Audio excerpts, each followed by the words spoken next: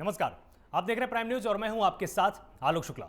UP में होने वाले पंचायत चुनाव पर इस बार देश की नजर है और नजर रहना लाजमी भी है, क्योंकि इस बार ये पंचायत चुनाव आने वाले वक्त में यूपी की दिशा और दशा तय करने वाले हैं।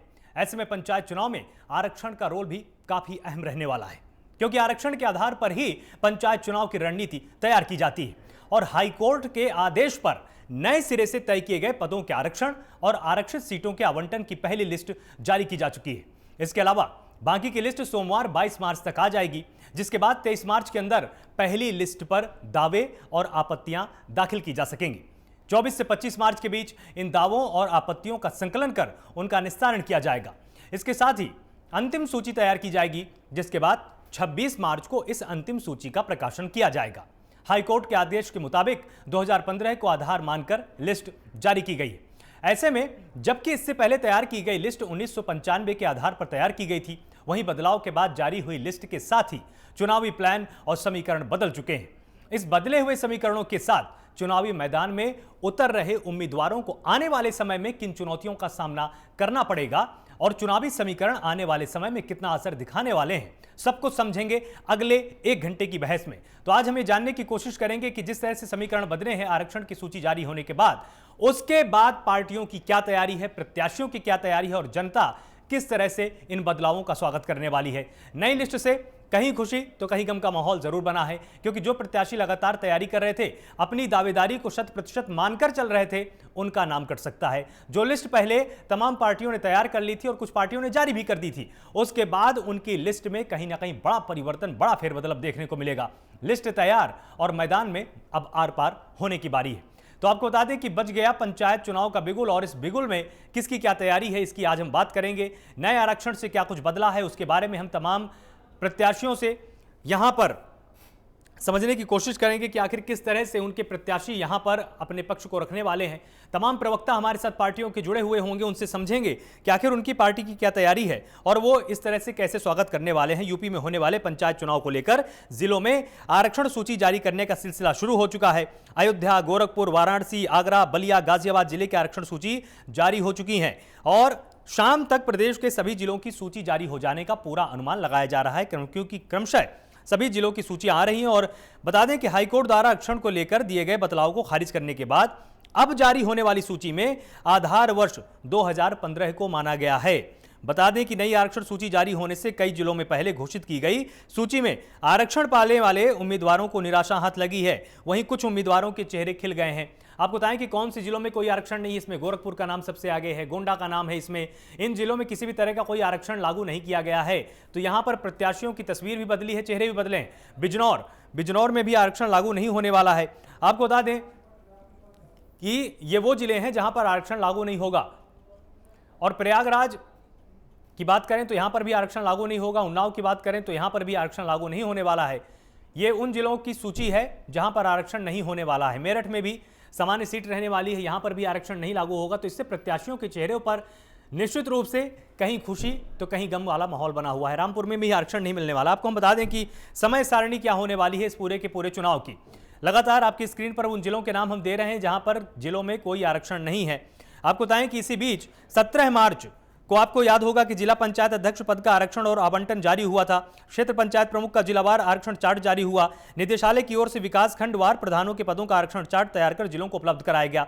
वहीं 18 से 19 मार्च के बीच में क्या हुआ था, यह भी हम आपको एक बार याद दिला देते हैं, जहां पर जिला स्तर पर आरक्षित ग्राम पंचायत प्रधानों, क्षेत्र पंचायत प्रमुखों का आवंटन किया गया।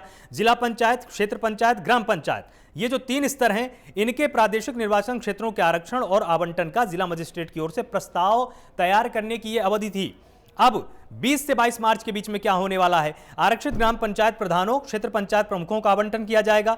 जिला पंचायत, क्षेत्र पंचायत, ग्राम पंचायत के प्रादेशिक निर्वाचन क्षेत्रों का आरक्षण और आवंटन की प्रस्तावित सूची का जिला मजिस्ट्रेट होंगे उनके स्तर से अब प्रकाशन किया जाएगा। तो धीरे धीरे हर जिले की सूची पूरी तरह से प्रकाशित होगी।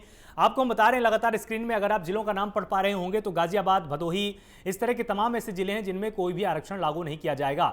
आपको बताएं कि आरक्षण का गणित क्या है। हाईकोर्ट के आदेश के बाद नई आरक्षण की नीति जारी की गई है। हाईकोर्ट ने बीच में अपना दखल दिया था। वहीं 22 मार्च को आरक्षण से जुड़ी पहली लिस्ट का यहां पर प्रकाशन होगा और आपको बताएं कि 23 मार्च तक उम्मीदवार अपनी आपत्तियां दर्ज करा सकते हैं। 26 मार्च को आरक्षण की फाइनल लिस्ट आ जाएगी। इसमें जो आपत्तियां होंगी उन आपत्तियों का निस्तारण होगा। 26 मार्च को पूरी तरह से फाइनल हो जाएगा। यहां पर हम आपको बता रहे हैं कि 20 से 23 मार्च के बीच में प्रस्तावितों पर आपत्तियां प्राप्त होंगी और 24 से 25 मार्च के बीच में जिला मुख्यालय पर जिला पंचायत राज अधिकारी कार्यालय में एकत्रित आपत्तियों का जिला मजिस्ट्रेट की अध्यक्षता में एक कमेटी गठित की गई है, जिसके अध्यक्ष जिला मजिस्ट्रेट होने वाले हैं। उनकी अध्यक्षता में तमाम शिकायतों का निस्तारण किया जाएगा। 26 मार्च को क्या होगा? 26 मार्च को जिला मजिस्ट्रेट की ओर से आरक्षित ग्राम पंचायत के प्रधानों, क्षेत्र पंचायत प्रमुखों का आवंटन, जिला पंचायत, क्षेत्र पंचायत और ग्राम पंचायत इनके प्रादेशिक निर्वाचन क्षेत्रों के आरक्षण और आवंटन की अंतिम सूची प्रकाशित कर दी जाएगी और इसमें पंचायती राज निदेशालय और जिला निर्वाचन अधिकारी को विवरण उपलब्ध कराया जाएगा। मतलब ये लिस्ट तैयार होने के बाद दो जगह पर इसकी जानकारी भेजी जाएगी, एक पंचायती राज निदेशालय में और दूसरा निर्वाचन अधिकारी को इसकी पूरी जानकारी उपलब्ध कराई जाएगी कि आखिर आरक्षण की सूची क्या है, कहां पर कौन से गणित बन रहे हैं। उस हिसाब से नामांकन होंगे और नामांकन के अनुसार फिर वहां पर प्रपत्रों की जांच की जाएगी, उस पर भी आपत्तियां आएंगी और उसके बाद साफ हो जाएगा कि कौन सा प्रत्याशी मैदान में उतरने वाला है। तो लगातार हमने आपको वो समय सारणी भी बताई है कि कहां पर क्या हुआ। 17 मार्च को हमने आपको बताया कि जिला पंचायत के स्तर पर पदों का आरक्षण चार्ट तैयार हुआ था। 18 से 19 मार्च को हमने आपको बताया कि किस तरह से आरक्षण एवं आवंटन का जिला मजिस्ट्रेट की ओर से प्रस्ताव तैयार किया गया। 20 से 22 मार्च के बीच में क्या हो रहा है? आरक्षित ग्राम पंचायत प्रधानों, क्षेत्र पंचायत प्रमुखों का आवंटन किया गया और प्रस्तावित सूची का जिला मजिस्ट्रेट के स्तर से प्रकाशन किया जा रहा है। यह प्रक्रिया भी चल रही है। 20 से 23 मार्च के बीच में और भी एक चीज हो रही है साथ ही साथ कि जो सूची प्रकाशित हो रही हैं उन पर आपत्तियां भी आपसे मांगी जा रही हैं कि 20 से 23 मार्च के बीच में आप आपत्तियों को भी जाकर बता सकते हैं कि हमारी आपत्ति ये है, इस आपत्ति पर विचार किया जाए। फिर क्या होगा? 24 से 25 मार्च के बीच में जो भी आपत्तियां होंगी उसके लिए एक कमेटी बनाई गई है। उस कमेटी के अध्यक्ष जिला मजिस्ट्रेट होंगे। जिला मजिस्ट्रेट की अध्यक्षता में जो कमेटी बनाई गई है वो इन शिकायतों का निस्तारण करेंगे और फिर 26 मार्च की एक तारीख आएगी। उस तारीख को जिला मजिस्ट्रेट की ओर से जो भी लिस्ट फाइनल की जाएगी उसका प्रकाशन होगा। वो अंतिम सूची होगी 26 मार्च की और यह सूची पंचायती राज निदेशालय और जिला निर्वाचन अधिकारी को विवरण उपलब्ध कराया जाएगा। और इस पूरे मुद्दे पर बहस करने के लिए हमारे साथ तमाम मेहमान जुड़े हुए हैं। आपको एक बार उनसे रूबरू करा देता हूं। शबनम पांडे हमारे साथ, प्रवक्ता बीजेपी में, बहुत बहुत स्वागत है आपका प्राइम न्यूज पर। हमारे साथ अंशु अवस्थी हैं, प्रवक्ता कांग्रेस से, बहुत बहुत स्वागत है आपका प्राइम न्यूज पर। हमारे साथ कीर्तिनिधि पांडे भी हैं, प्रवक्ता सपा हैं, बहुत बहुत स्वागत है आपका प्राइम न्यूज पर। और वहीं निरंजन पोद्दार हैं, राजनीतिक विश्लेषक के तौर पर हमारे साथ जुड़े, बहुत बहुत स्वागत है आपका। शबनम पांडे, जिस तरह से आपने वादा किया था जनता से कि हम पंचायत चुनाव को टालने वाले नहीं हैं, समय पर लिस्ट आएगी, भले ही आपत्ति बीच में आई थी, लेकिन जिस तेजी के साथ काम हो रहा है, लिस्ट आनी जारी हो गई है, आज शाम तक तस्वीरें बिल्कुल साफ हो जाएंगी। आपको क्या लगता है पंचायत चुनाव में कौन से नए रंग अब घुलने वाले हैं? और जिस तरह से विपक्ष बोल रहा था कि आप चुनाव को टालना चाहते हैं, यह आरोप अब सही साबित हो रहा है या बिल्कुल गलत साबित हो गया है?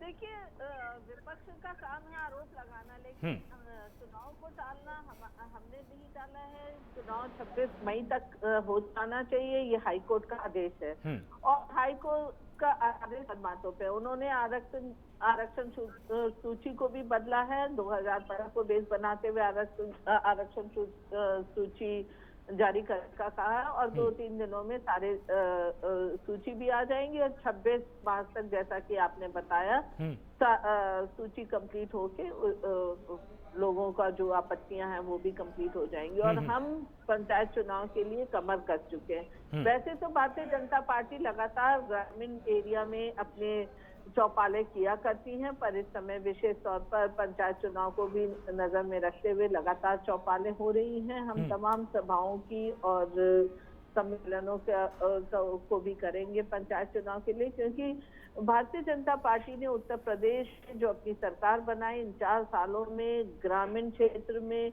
लोगों को जिन्हें की हाशिए पे रखा जाता था अन्य सरकारों में, विगत कई दशकों से उत्तर प्रदेश की हालत बड़ी ध्वस्त थी। एक बीमारू राज्य के तौर पे उत्तर प्रदेश को देखा जाता था। जो आम जरूरतें थी आम जनता की, उसको भी पूरा नहीं किया जा सकता था। एक महिला होने के नाते मैं सोच सकती हूँ कि किसी के पास आवास नहीं था, पास था तो बिजली नहीं थी, बिजली थी तो गैस कनेक्शन नहीं था, गैस कनेक्शन नहीं था तो शौचालय नहीं था। बगैर शौचालय जीवन को सोचना एक कठिन कार्य था और बगैर बिजली, चाहे युवा हो, किसान हो, तमाम लोगों के लिए एक नरक सी जिंदगी थी।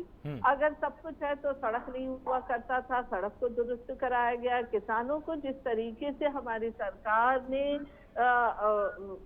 उनकी राह को आसान किया है, चाहे किसान सम्मान योजना हो, किसान दुर्घटना योजना हो, या किसान फसल बीमा योजना, तमाम योजनाओं को धरातल पर उतार कर आज अंशु अवस्थी कुछ आपकी बात पर कहना चाहते हैं।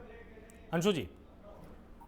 देखिए शबनम जी बहुत सारी बातें बता रही थी, तो आपने भी कहा और हम भी यही कह रहे हैं कि अगर इतनी सारी योजनाएं थी, इतनी सारी उपलब्धियां हैं, तो पंचायत चुनाव को टालने की कोशिश तो बहुत की गई। हाईकोर्ट ने भी, उत्तर प्रदेश के हाईकोर्ट ने भी फटकार लगाई कि आखिर जो चुनाव फरवरी और मार्च में करा लिए जाने चाहिए थे, उनको लेकर अभी भी नोटिफिकेशन नहीं हो पाया, आरक्षण प्रक्रिया पूरी नहीं हो पाई है। सच्चाई यही है कि उत्तर प्रदेश में 4 साल से जो अपराध बढ़े हैं, जो बेरोजगारी बढ़ी है, आज 45 साल में सबसे ज्यादा बेरोजगारी दर उत्तर प्रदेश में भी बढ़ी है। उत्तर प्रदेश में भी जो दावे किए जा रहे हैं, आप देखिए कोरोना के समय में मुख्यमंत्री के अंतर्गत जो टीम बनी थी, टीम 11, उनके अंडर में जो भ्रष्टाचार हुआ, ऑक्सीमीटर थर्मामीटर 300 गुना 400 गुना ज्यादा दाम पर खरीदे गए। उत्तर प्रदेश का नौजवान बहुत नाराज है क्योंकि कोई भी भर्ती परीक्षा सकुशल संपन्न नहीं हो पाई। जितनी भर्ती परीक्षाएं हुई सबके पेपर लीक हुए, जबकि 2017 में वादा था कि 90 दिन के अंदर ही, सरकार बनने के 90 दिन के अंदर हम जितने रिक्त पद हैं उनकी विज्ञप्तियां जारी करेंगे। 29 विज्ञप्तियां जारी हुई जिसमें 28 अभी भी लंबित है। तो आप समझ सकते हैं कि 4 साल से जब 28 भर्ती प्रक्रियाएं लंबित हैं, तो नौजवान कहीं ना कहीं आक्रोशित है। और 69,000 शिक्षक भर्ती के मामले में जो आरोपी था चंद्रमा प्रसाद यादव, उसको सरकार ने बचाने का काम किया। उस आईपीएस अफसर का ट्रांसफर किया गया जिसने इस भर्ती परीक्षा में नकल को पकड़ा। ठीक है अंशु, तो बीजेपी सरकार हर अंशु मैं आपके पास वापस आ रहा हूं। अंशु अवस्थी कुछ अपनी बात बीच में आप बोल रहे थे, आपकी ही बात से वापस आएंगे कि आप लगातार गिना रहे थे कि नहीं सरकार की खामियां क्या थी, किस तरह की चुनौतियां हैं। देखिए खामियां चुनौतियां अपनी जगह हैं, नई आरक्षण लिस्ट आ चुकी है, उसके अनुसार आपकी क्या तैयारी है, थोड़ा सा प्रकाश इस पर भी आज डाल दीजिए। जिस व्यक्ति से बात कर रहे हैं अंशु जी से अभी हमारा संपर्क टूट गया। कीर्ति निधि पांडे हमारे साथ जुड़े हुए। कीर्ति निधि जी, जिस तरह से नई आरक्षण की सूची आ चुकी है, अब तस्वीरें बिल्कुल साफ हो चुकी हैं हर जिले से, और लगभग शाम तक हर जिले से कहां पर आरक्षण है कहां पर नहीं है ये पूरी तरह से साफ हो जाएगा। आपने क्या तैयारियां पहले से कर रखी हैं और अब आने वाले पंचायत चुनाव में आपको क्या भरोसा है, जनता आप पर कितना भरोसा करने वाली है?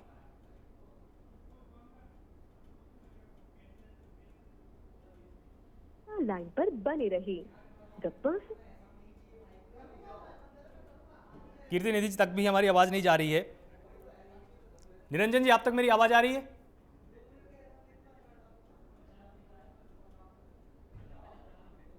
शबनम जी, आप तक आवाज आ रही है मेरी? आलोक जी, मेरी आवाज आ रही है आपको? निरंजन जी, आ रही है आपकी आपकी आपकी आवाज आ रही है?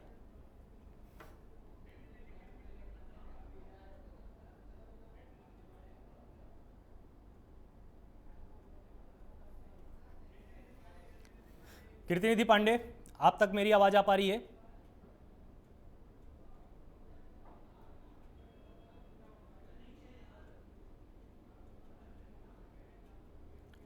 शबनम जी, मैं आपके पास आना चाहता हूं क्योंकि तीनों मेहमानों से अभी हमारा संपर्क नहीं हो पा रहा है। शबनम जी, जिस तरह से कांग्रेस अभी यहां पर गिनाने लग गई थी कि जो जो योजनाएं आप लेकर आए वो योजनाएं धरातल पर फेल हो गई हैं, आप पंचायत चुनावों को टालना चाहते थे, लेकिन यहां पर किसी भी तरह से ये तस्वीर तो समझ में नहीं आ रही ना। जो विपक्ष का आरोप है कि पंचायत चुनाव को टाला जा रहा था, अगर टाला जाना होता तो लिस्ट में और भी देरी की जा सकती थी।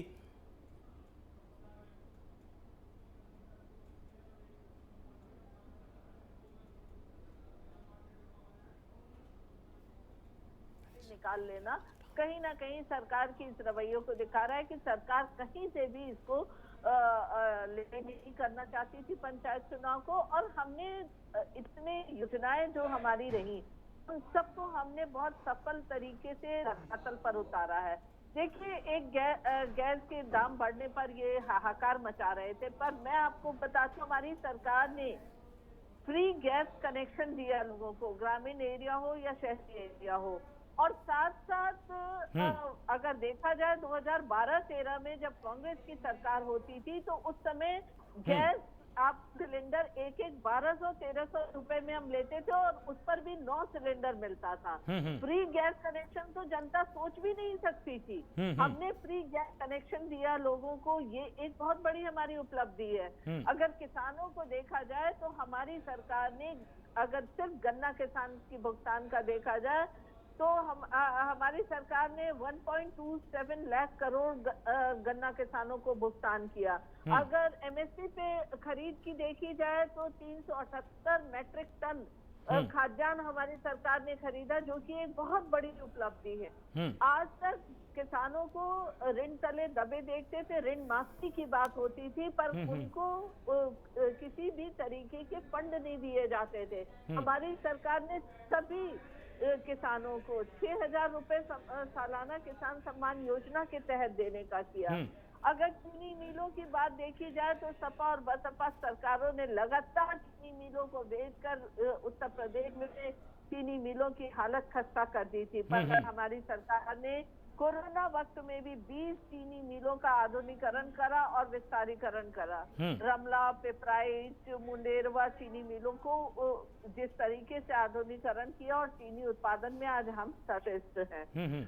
तो देखिए धरातल पर हमने इतने काम किए हैं। अगर आवास की देखी जाए तो प्रधानमंत्री आवास योजना में 40 लाख से अधिक हमने आवास दिया है। मुख्यमंत्री आवास योजना में 72,302 आवासों को हमने दिया है। और अगर इसी तरीके से केंद्र की योजनाओं को पहले की सरकारें उत्तर प्रदेश में लाती और उसे धरातल पर उतारती तो उत्तर प्रदेश इतना पिछड़ा हुआ नहीं होता। पर इन लोगों ने कहीं न कहीं देश के फेडरल सिस्टम को जिस तरीके से ध्वस्त करा है, उस फेडरल सिस्टम का जिस तरीके से दुरुपयोग किया है, इसी की वजह है कि उत्तर प्रदेश। निरंजन पोद्दार भी हमारे साथ जुड़े हुए हैं। निरंजन जी, एक और बात बता, हाँ बोलिए। जिस तरीके से भर्तियों पे ये कहते हैं परीक्षाओं पे कि ये परीक्षा निरस्त की है। हाँ, हम मानते हैं कि हमने परीक्षाएं निरस्त की, हमने नकल को पूरी तरीके से निषेध किया है। तो सिस्टम में गलतियां होती थी, उस गलतियों को हमने निकाला है और उसके तहत हमने निष्पक्ष परीक्षा कराने की व्यवस्था की। इसकी वजह से आपने देखा कि बोर्ड एग्जाम्स में बहुत से लाखों की संख्या में बच्चे बैठना बंद कर दिए। देखिए, डिग्री पाना जरूरी नहीं है, डिग्री पाने से जरूरी काबिलियत के साथ डिग्री पाना चाहिए। तो जो नकल, चोरी, पेपर लीक जैसी चीजें होती थी, भ्रष्टाचार, उसको अन्य सरकारें नजरअंदाज करती थी। हमारी सरकार ने उस सिस्टम को भी दुरुस्त करने का काम किया है। निरंजन पोद्दार हमारे साथ जुड़े हुए। निरंजन, जिस तरह से आरक्षण की तस्वीर पूरी तरह से साफ हो गई, इसी को लेकर सबसे ज्यादा घमासान मचा हुआ था पूरे प्रदेश में कि जानबूझ के आरक्षण का ऐसा आधार वर्ष माना गया है जिससे कि जो विपक्षी पार्टियां हैं उनको नुकसान हो। हाईकोर्ट ने बीच में दखल दिया, थोड़ी बहुत फटकार भी लगाई और अब चीजें दुरुस्त हो चुकी हैं। अब आपको क्या लगता है कि कोई बड़ा परिवर्तन होने वाला है क्या इससे, कि आधार वर्ष बदल गया है तो पार्टियों की किस्मत भी बदलेगी?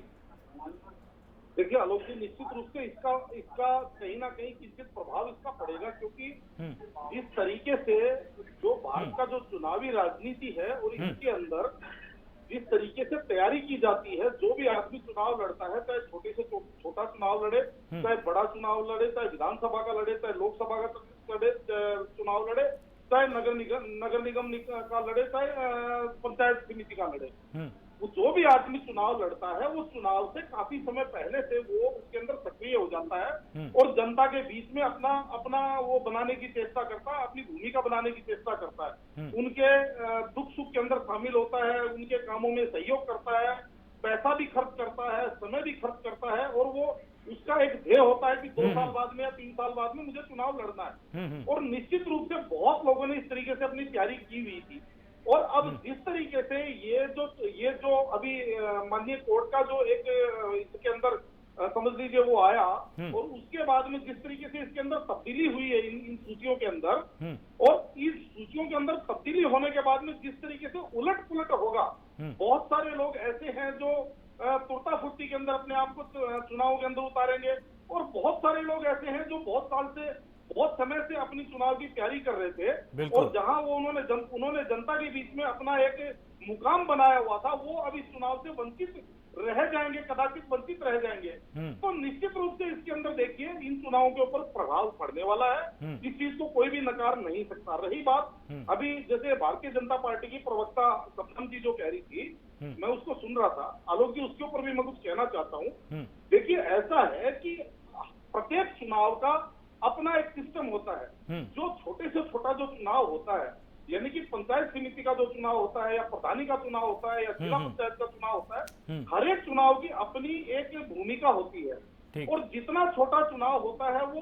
उतना व्यक्ति विशेष के ऊपर निर्धारित होता है। उसके अंदर पार्टी का जो रोल होता है वो समझ लीजिए कम हो, संकुचित हो जाता है। और चुनाव जितना बड़ा होता है वो उसका पार्टी बेस उतना ही ज्यादा होता चला जाता है। विधानसभा के अंदर व्यक्ति और पार्टी दोनों का रोल होता है। लोकसभा के अंदर टिकट सबसे ज्यादा महत्वपूर्ण होती है, पार्टी सबसे ज्यादा महत्वपूर्ण होती है।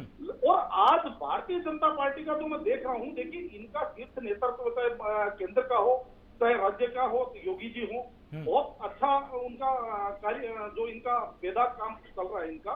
लेकिन आलोक जी इसके अंदर एक सबसे बड़ी जो मेरे को त्रुटि लग रही है वो ये लग रही है कि ये हर चुनाव के अंदर, छोटे से छोटे चुनाव के अंदर ये मोदी जी को और मोदी जी और हर चीज के अंदर मोदी जी।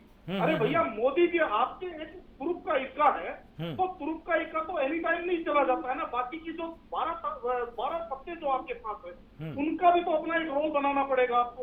हर चीज के अंदर आप केंद्र की योजना गिनाना चालू कर देते हैं।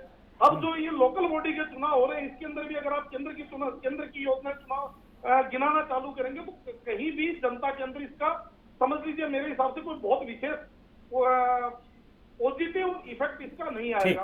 क्योंकि जनता इस चीज को देखती है कि मेरा जो प्रधान है वो मेरे बीच में रहने वाला होना चाहिए, जो मेरी इजी रीच में होना चाहिए, क्योंकि उसको पता है कि मैं योगी जी या मोदी जी से मैं एनी टाइम जाकर के नहीं मिल सकता।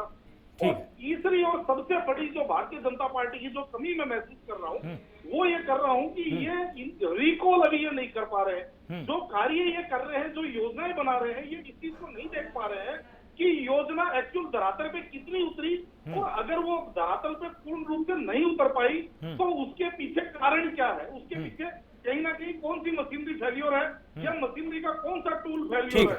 तो ये उस चीज को अभी नोट नहीं कर पा रहे। इस वजह से मुझे ऐसा लगता है कि थोड़ा सा ये अभी हवा में थोड़ा ज्यादा हवाई बातें ज्यादा हो रही है।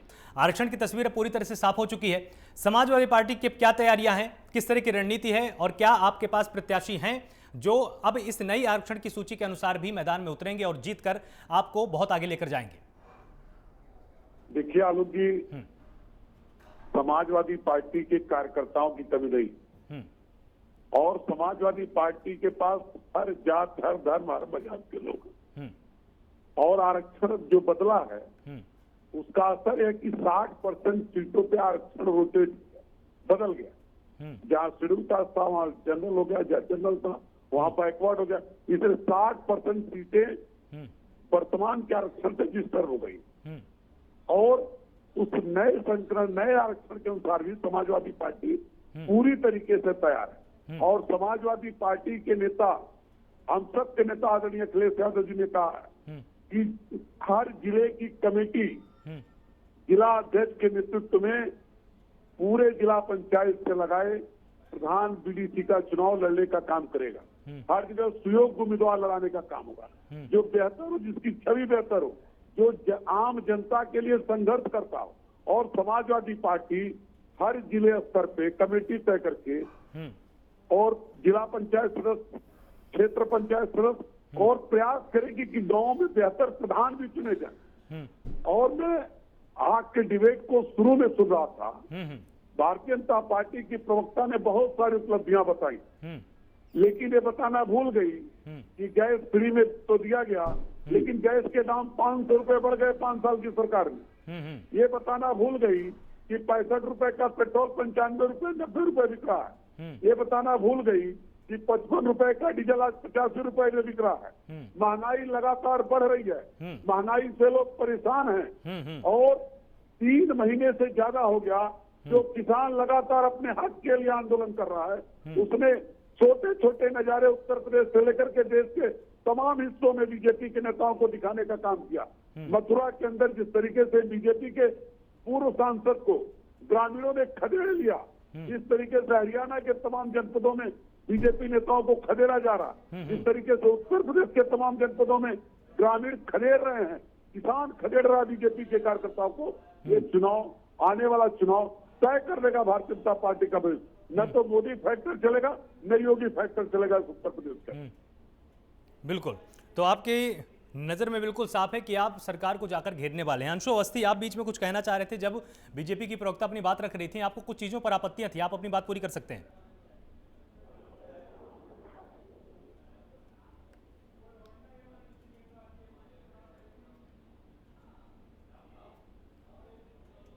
से कम है, उसके बाद भी देश के लोगों को महंगा डीजल पेट्रोल क्यों बेचा जा रहा है?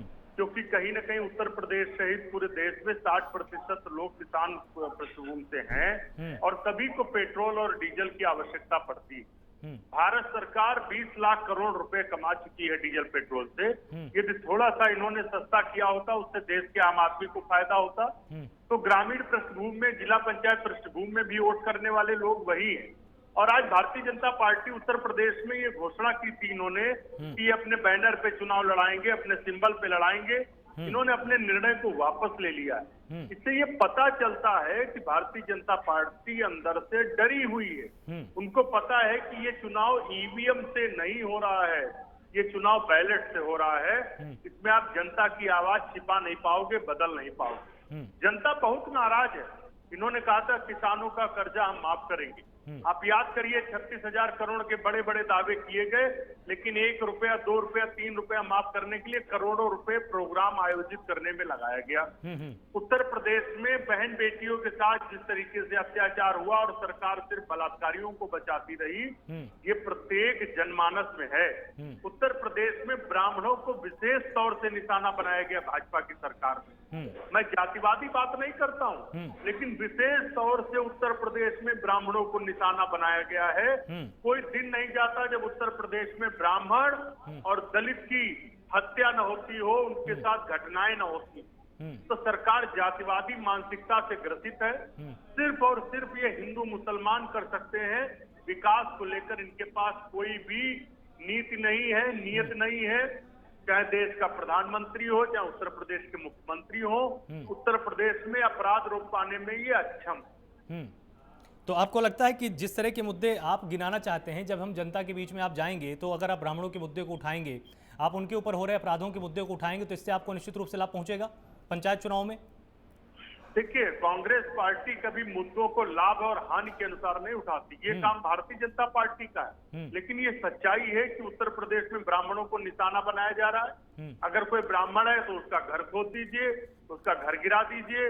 कोई ब्राह्मण है उसका आप इनकाउंटर कर दीजिए। लेकिन अगर कोई दूसरी जाति का है तो उसको पूरा संरक्षण है योगी आदित्यनाथ जी का।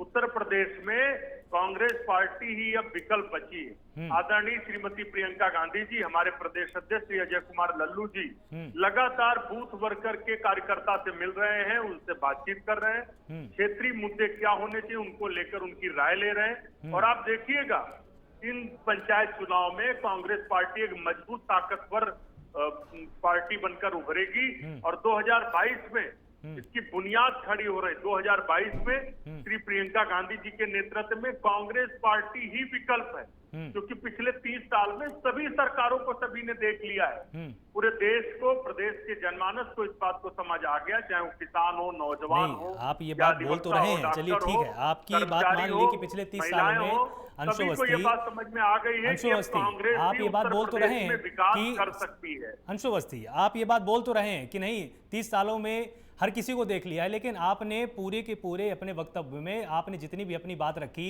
आपने एक बार भी ना तो बसपा का नाम लिया, ना ही आपने समाजवादी पार्टी का नाम लिया। आपको शिकायतें तो सिर्फ और सिर्फ बीजेपी से हैं। नहीं, शिकायत 30 साल में जितनी भी सरकारें रही, समाजवादी के पार्टी के मंत्री भ्रष्टाचार में आज तक जेल में हैं।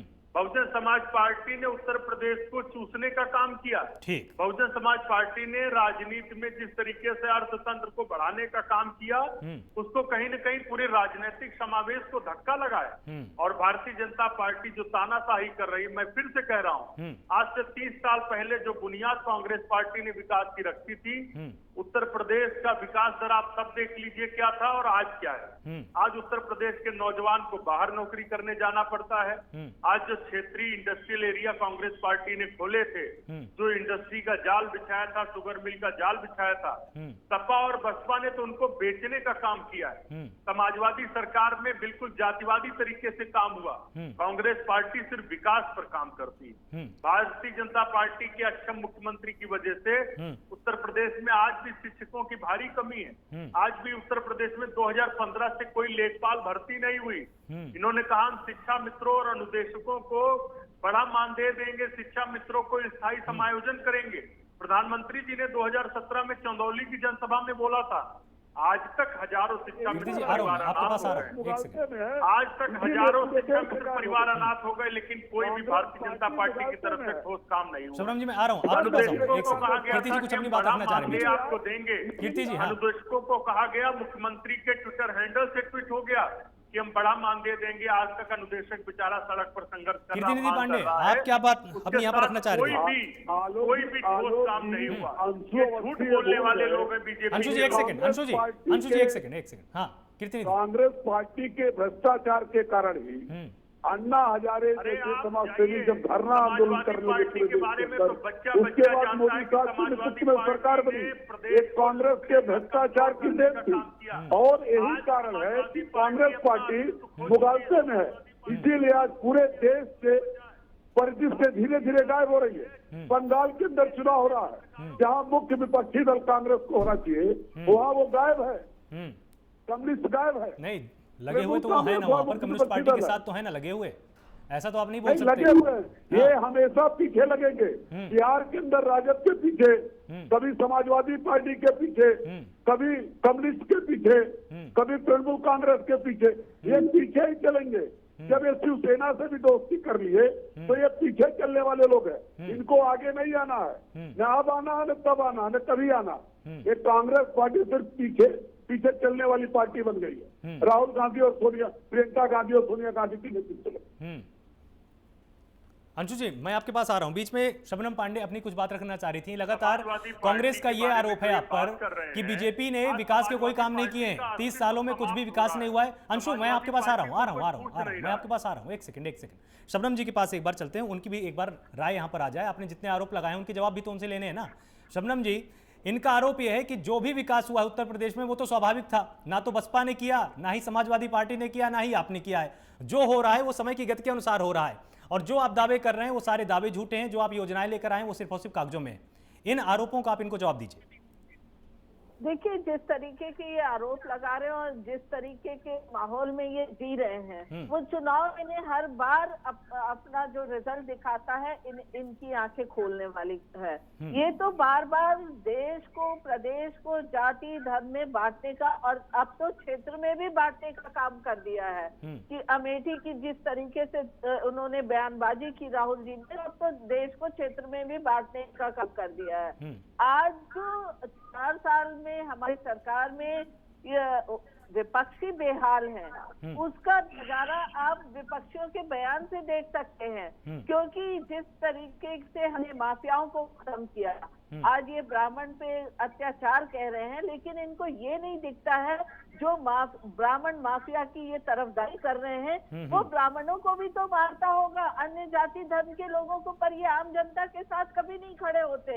ये खड़े होते हैं तो बाहुबली, भ्रष्टाचारी, माफिया, इनके साथ खड़े होते। इसीलिए जनता ने इनको नकारा है। और जो हमने विकास कार्य किया इनको ये झुटला सकते हैं, पर जो जनता लाभान्वित हुई है उसने बार बार चुनाव में 2014, 17, 19 बाई इलेक्शन सब में अपनी जनमत इनको दिखा दिया, लेकिन फिर भी ये आंख खोलने को तैयार नहीं मतलब है। आप पूरी तरह से 27 आश्वस्त यूपी हैं में कि हाल पंचायत चल के चुनाव ये के दौरान में चुनाव जब आप जनता के बीच में जाएंगी, जब आप जनता को गिनाएंगी कि देखिए हमारी सरकार की उपलब्धियां ये हैं, हमने इन योजनाओं को धरातल पर लाए, आपको हमने गैस सिलेंडर दिए, आपको हमने आवास दिए, आपको हमने पक्की सड़कें दी हैं, क्या जनता इन दावों पर पूरी तरह से यकीन कर पाएगी? देखिए, जो जनता लाभान्वित होगा उसे यकीन करने में दिक्कत क्या है। जब मैं अभी बहराइच गई थी तो वहां पे महिलाएं इकट्ठे होकर मुझसे कहने लगी कि दीदी देखिए, हम लोगों को शौचालय जाने में देखना पड़ता था कि कब सूर्योदय होने के पहले शौचालय जाए, और बीच में अगर जाना होता था तो सूर्यास्त के इंतजार। कई औरतें इससे बीमार हो गई। बच्चे कहने लगे हम पढ़ नहीं सकते थे, हम इंटरनेट नहीं चला सकते थे, तमाम ऐसी परेशानियां बताते थे और कहते हैं आज हम खुश हैं क्योंकि सरकार ने कम से कम गांव की तरफ भी रुख किया है। तो ग्रामीण इलाकों में जिस तरीके से योजनाओं से लाभान्वित हुए, अभी हमारे सपा के साथी कह रहे हैं कि केंद्र योजना से क्या होता है। भाई आपके पास 4 आवास होंगे इसलिए आपको पता नहीं चलता, पर जिन गरीबों के पास आवास नहीं था और 40 लाख गरीबों को जब आवास मिलता है, वो केंद्र की योजना हो या प्रदेश की योजना हो, उन्हें आवास चाहिए होता है। वो ये नहीं देखते कि कहाँ की योजना है, बस वो देखते हैं कि सरकार ने हमारी आशा और आकांक्षाओं को पूरा किया है। तो आप लोग इस तरीके से जनता के कीर्ति पांडे बोलिए अपनी बात। मत बनिए। महंगाई लगातार बढ़ रही है, जनता के प्रति होना चाहिए। बेरोजगारी दर लगातार हिंदुस्तान परिवार के साथ नहीं होना चाहिए। बता दीजिए। पूछिए आप अपना प्रश्न पूछिए कीर्ति निधि। थोड़ा कर लीजिए। जी क्या पूछ रहे हैं? पूछिए कीर्ति निधि पांडे, पूछिए तो अपना प्रश्न पूरा। मैं पूछ रहा हूँ कि 2014 में जब मोदी साहब की सरकार बनी थी तो गैस के सिलेंडर 400 रुपए थे, आज 900 रुपए सिलेंडर है। तब 55 रुपया पेट्रोल का दाम था, आज 90 रुपया है। 50 रुपए का डीजल 85 रुपए है। ये लगातार जो महंगाई बढ़ रही है, इस देश के पूंजीपति लगातार उनकी आमदनी, उनका कैपिटल बढ़ रहा है, किसान सड़क पर है, इस पर भी थोड़ा प्रकाश डाल देती सबन जी। निश्चित तौर पे मैं डाल रही हूँ। देखिए, आपको तो शायद मालूम नहीं होगा, मैं अगर राजनीति करती हूँ तो अपना घर भी चलाती हूँ। 2012-13 में 1200 और 1300 रुपए में मैं सिलेंडर खरीदी थी और आपके घर में भी आया होगा। आपको शायद मालूम नहीं होगा या फर्क नहीं पड़ता होगा। और 400 रुपए में सिलेंडर भरा जाता था, महंगाई दर होता था, पर आज 900 रुपए से 1000 तक पूरे देश में सिलेंडर भरा जा रहा है। सबसे बड़ा मंदी, जिन गरीबों को आपने सिलेंडर दिया वो गैस नहीं भरा पा रहे। उस समय अगर महंगाई बढ़ी भी है तो डबल डिजिट पर नहीं पहुंची है, और उस पर भी हमारी सरकार चिंता कर रही है कि कैसे इसको कम। आपके पास आ रहा हूं, इसके पहले हम निरंजन जी के पास एक बार जाएंगे। कौन सी चिंता आपने किया? महंगाई पर कौन सी चिंता किया? लगातार महंगाई बढ़ रही है। ठीक है। रेलवे के किराए से लगाए, बस के किराए से लगाए, लगातार महंगाई बढ़ रही है। निरंजन पोद्दार, मैं आपके पास आना चाहूंगा, आपसे हम समझने की कोशिश करेंगे, क्योंकि देखिए लगातार उन मुद्दों पर बहस ज्यादा हो रही है जो कि राष्ट्रीय विमर्श के मुद्दे हैं, जैसे डीजल पेट्रोल की कीमत। बात यहां पर ग्राम प्रधानों की हो रही है। डीजल पेट्रोल पर ग्राम प्रधान अगर जीतते हैं तो वो क्या जनता को सस्ता पेट्रोल दिलवा पाएंगे क्या, या उन मुद्दों की बात यहां पर ज्यादा करनी जरूरी है जो कि जनता की दहलीज से ज्यादा संबंध रखते हैं, कि जैसे गांव की नाली हो गई, सड़क हो गई, खड़ंजा मार्ग हो गया, उनके खेत हो गए, उनके लिए अगर आसपास कहीं पर गौशालाएं हैं, अगर आवारा पशु हैं, तो क्या इनकी बात ज्यादा होनी चाहिए या सिर्फ और सिर्फ डीजल पेट्रोल की बात ज्यादा होनी चाहिए? देखिए आलोक जी, चुनाव के अंदर चाहे किसी भी प्रकार का चुनाव हो, चुनाव के अंदर हर प्रकार की बात होती है। डीजल पेट्रोल भी एक आम आदमी से जुड़ा हुआ मामला है। एक आम आदमी की जेब पे फर्क पड़ता है, एक गृहिणी की जेब पे उसका सिलेंडर का फर्क पड़ता है, और जो आप बता रहे हैं वो सारी चीजें भी उसके अंदर सम्मिलित है। आज की तारीख में सबसे पहला मुद्दा मेरी समझ में ऐसा है कि जो हर आदमी के लिए सबसे पहला मुद्दा होता है कि कौन व्यक्ति मेरी इजी रीच में है, मेरी पहुंच में कौन व्यक्ति है। बिल्कुल सबसे पहले आदमी ये देखता है कि चुनाव जीतने के बाद में मैं किसके पास इजीली मिल सकता हूं, क्योंकि चुनाव जीतने के बाद में आपको पता होगा ये जिस तरीके से ये हातिमताई हो जाते हैं नेता, तो वो आज की तारीख में जनता के अंदर एक बहुत बड़ा मुद्दा है। उसके बाद में जो अपने क्षेत्र का विकास है, अपने ग्राम का विकास है, अपने शहर का विकास है, उसके बाद में ये सारी चीजें आती हैं। और महंगाई और ये सारी चीजें निश्चित रूप से है। अब मैं आपको पहले वाली बात पे आना चाहता हूँ आलोक जी, जो अभी कांग्रेस के विद्वान प्रवक्ता बोल रहे थे और समाजवादी पार्टी के प्रवक्ता भी जो बोल रहे थे और भारतीय जनता पार्टी की प्रवक्ता भी जो कह रही थी, देखिए ऐसा है, मैंने आपको पहले भी बोला कि भारतीय जनता पार्टी चाहे उसकी पॉलिसियां कितनी ही अच्छी हो, लेकिन वो एक रिकॉल नहीं कर रही है, वो अपनी योजनाओं को रीचेक नहीं कर रही है कि हमारी योजनाएं कहां तक पहुंची है और किस स्तर तक पहुंची है। दूसरी बात, मजाक की भाषा में अगर हम कहें तो मोदी जी ने शौचालय तो बनवा दिए, लेकिन उन्होंने साथ में एक नारा और दे दिया, ना खाऊंगा ना खाने दूंगा। तो भैया फिर शौचालय तो ये हंसी मजाक में ये बात कही जाती है। बाकी मैं एक ही चीज कहता हूँ तीनों प्रवक्ताओं को आलोक जी, एक ड्रीम गर्ल फिल्म का डायलॉग है कि दुनिया में हर कोई गलत है, लेकिन सही वो है जो कम गलत है। तो यहाँ पे जो आम पब्लिक है उसको इस चीज का पता है, क्योंकि उसने कांग्रेस को भी देखा है, उसने समाजवादी पार्टी को भी देखा, उसने बहुजन समाज पार्टी को भी देखा और वो भारतीय जनता पार्टी को भी देख रही है। तो जनता अब इस चीज के बीच में फैसला करेगी, लोग अब इस चीज के बीच में फैसला करेंगे कि दुनिया में हर व्यक्ति गलत है, लेकिन सही वो है जो कम गलत है। मेरा ऐसा मानना है। बिल्कुल। तीनों प्रवक्ताओं के पास अब मैं एक प्रश्न के साथ मैं आना चाहूंगा, क्योंकि समय हमारे पास समाप्त हो रहा है और ये प्रश्न बहुत जरूरी है, क्योंकि आरक्षण की बात यहां पर हो रही है। अब तक क्या होता था, जो छोटे चुनाव होते थे उनमें जो पार्टी के बड़े पदाधिकारी होते थे वो ये बोलते थे कि चलिए ठीक है, कोई भी चुनाव लड़ रहा है, हमारे सारे कार्यकर्ता हैं, हम सब एक हैं। अब की बार क्या हुआ है कि चेहरे तय हो गए, पार्टी का दखल ज्यादा बढ़ा है। उस बीच में अब अगर आपके कार्यकर्ता छिटकते हैं, क्योंकि जाहिर सी बात है कोई 4-5 साल से अपनी तैयारी कर रहा होगा, अचानक आप चेहरा बदल देंगे तो नाराजगी संगठन के स्तर पर होगी। तो शबनम जी, इस तरह की चुनौती से आप कैसे निपटने वाली हैं? देखिए, इस तरह की चुनौती हमारी पार्टी में आने की जरा भी संभावना नहीं है, क्योंकि पहले ही पार्टी ने कह दिया है कि कोई भी पदाधिकारी चुनाव नहीं लड़ेगा। अगर पदाधिकारी चुनाव लड़ेगा तो फिर उसे कहीं ना कहीं अपने पद से इस्तीफा देना होगा, पर उस पर भी ये नहीं हम भरोसा दिलाते कि आपको टिकट मिलेगा। टिकट उसी को मिलेगा जिसको पार्टी चाहेगी कि वो उधर से चुनाव लड़ने लायक है, जिसकी जनमत ज्यादा है। तो इस बात को पार्टी में पूरे लोकतांत्रिक तरीके से इसका ऐलान कर दिया गया और सभी ने एक स्वर में इस बात को स्वीकारा भी है। तो पार्टी बहुत ही देख के जिसको भी देगी, पूरी पार्टी एकजुट होकर उसको चुनाव लड़ाएगी। ऐसा हमारी पार्टी में जब पहले ही ऐलान कर दिया जाता है तो कहीं ना कहीं कार्यकर्ता से लेके नेतागण जो भी चुनाव लड़ना चाहते हैं वो सब एक मत हो जाते हैं।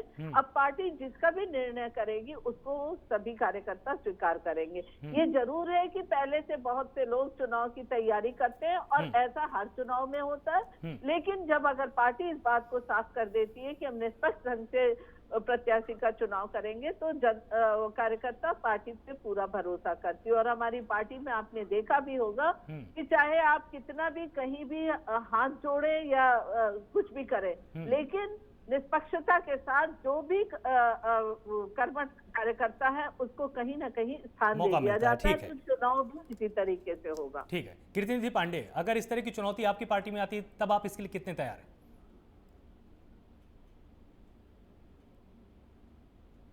बहुत स्पष्ट रूप से जिला अध्यक्षों को निर्देशित किया है कि जिला अध्यक्ष अपने नेतृत्व में कमेटी का गठन करके सभी क्षेत्रों में जिला पंचायतों के उम्मीदवार, क्षेत्र पंचायतों के उम्मीदवार तय करेंगे। जहां भी कई उम्मीदवार होंगे वहां तालमेल बैठा करके किसी एक उम्मीदवार को लड़ाने का भरसक प्रयास होगा और मेरी पूरी उम्मीद है कि एक ही कार्यकर्ता लड़ेगा। लेकिन शबनम जी भूल जाती है कुछ घटनाएं। अभी कल ही तमाम समाचार चैनलों पे दिख रहा था, तृणमूल कांग्रेस बंगाल के अंदर जो तृणमूल कांग्रेस के लोगों को लगातार बीजेपी टिकट दे रही है, बीजेपी की कार्यकर्ता बीजेपी दफ्तरों में तोड़फोड़ कर रहे हैं। मोदी के फोटो फाड़े जा रहे हैं, वहां के प्रदेश अध्यक्ष के फोटो फाड़े जा रहे हैं, लगातार मारपीट हो रही है वहां। ये तो सब चीजें यथार्थ से रूबरू नहीं हो पा रही है। संबंध यथार्थ से रूबरू होना क्यों? हाँ, जवाब दीजिए। तो पार्टी के शीर्षस्थ नेता मंच पे लड़ जाते हैं और पार्टी को दो भाग में बांट देते हैं, तो वो हमें याद नहीं दिला। हम एकमात्र ऐसी पार्टी है जो कभी दो फाड़ में बंटने वाले नहीं है और सभी पार्टियों की कहीं ना कहीं बंटवारे की राजनीति किसी अंतर कलह से हुई है। वहाँ के प्रदेश अध्यक्ष की फोटो पाड़ी जा रही थी, बीजेपी के कार्यालय में कुर्सियां तोड़ी जा रही थी। ये आपको चलिए भी ठीक है, दिखा। ठीक है। एक दूसरे की संगठन की भी ज्यादा चिंता करने की जरूरत नहीं, क्योंकि चिंता अभी खुद की ज्यादा करने की जरूरत है, क्योंकि पंचायत चुनाव है। नहीं, अंत आलोक में की आपसे चिंता एक उत्तर चाहूंगा, अंत में अब आपसे एक उत्तर चाहूंगा निरंजन पोद्दार कि जिस तरह से समीकरण बदले हैं, निश्चित रूप से पार्टियों के अंदर अब की बार ये बगावत के सुर जरूर सुनाई देंगे, भले ही इनकार कर रहे हों। इनको अच्छे से पता है कि जब पार्टी का ज्यादा दखल बढ़ेगा, अगर किसी एक के ऊपर हाथ रखा जाएगा तो दूसरा जाहिर सी बात है नाराज होगा। इस तरह की तस्वीर सामने आने के बाद पंचायत चुनाव में क्या कुछ नया देखने को मिलेगा? निश्चित रूप से आलोक जी, आपने बिल्कुल सही कहा है कि जिस आदमी का चुनाव का टिकट कटेगा तो निश्चित रूप से वो कहीं ना कहीं विद्रोह करेगा और कहीं ना कहीं भीतर घात भी वो करेगा, क्योंकि उसने बहुत दिन से उसने अपनी आशा बना रखी है। और इस चीज का घालमेल आपको इन चुनावों में जरूर दिखेगा। और वो केवल एक ही पार्टी के साथ नहीं होने वाला है, ऐसा नहीं कि भारतीय जनता पार्टी के साथ होगा, उसके अंदर कदाचित सभी पार्टियों के अंदर, चाहे समाजवादी पार्टी हो, बहुजन समाज पार्टी हो, भाजपा हो, हर जगह उसके अंदर ये चीज होएगी, घात होगा और विद्रोह होगा और उसके अंदर एक घालमेल की स्थिति बनेगी। निश्चित रूप से ये मैं इस चीज को मानता हूँ। बिल्कुल। तो आप सभी मेहमानों ने बहुत ही अच्छे से अपना पक्ष यहाँ पर रखा और हमने समझने की पूरी एक पिक्चर की कोशिश की है कि इसमें जब आरक्षण की प्रक्रिया को लेकर सवाल उठाए जा रहे थे, तब यहाँ पर कोर्ट ने अपना दखल दिया। 1995 का आधार वर्ष पहले बनाया गया था, लेकिन अब 2015 के आधार वर्ष के आधार पर ही नई सूची जारी हो चुकी है। आज शाम तक लगभग सभी जिलों की सूची बिल्कुल स्पष्ट हो जाएगी। अब उसके बाद पार्टियों की क्या तैयारी है, ये देखने वाली बात होगी। और जो सबसे बड़ी चुनौती पार्टियों के सामने खड़ी होगी, क्योंकि कहीं खुशी कहीं गम, ये नाम हमने जानबूझ कर दिया है। हम जानते हैं कि तमाम ऐसे प्रत्याशी हैं जो कि सालों से तैयारी कर रहे हैं, और जब उनको यह महसूस होगा कि हमारी पार्टी के अंदर ही हम पर भरोसा नहीं है, उस तरह की स्थितियों से पार्टी के तमाम बड़े नेता कैसे निपटने वाले हैं। तो अब देखने वाली बात है। पंचायत चुनाव निश्चित रूप से बहुत ज्यादा दिलचस्प होने वाले हैं, और ये निश्चित रूप से एक संकेत करेंगे कि 2022 में किसके पाले में सरकार जा सकती है, किसके पाले में गद्दी आ सकती है, किसके पाले में उत्तर प्रदेश का ताज आ सकता है। तो आप सभी का बहुत बहुत शुक्रिया इस पूरी बहस में जुड़ने के लिए। लगातार जुड़े रहिए प्राइम न्यूज के साथ। नमस्कार।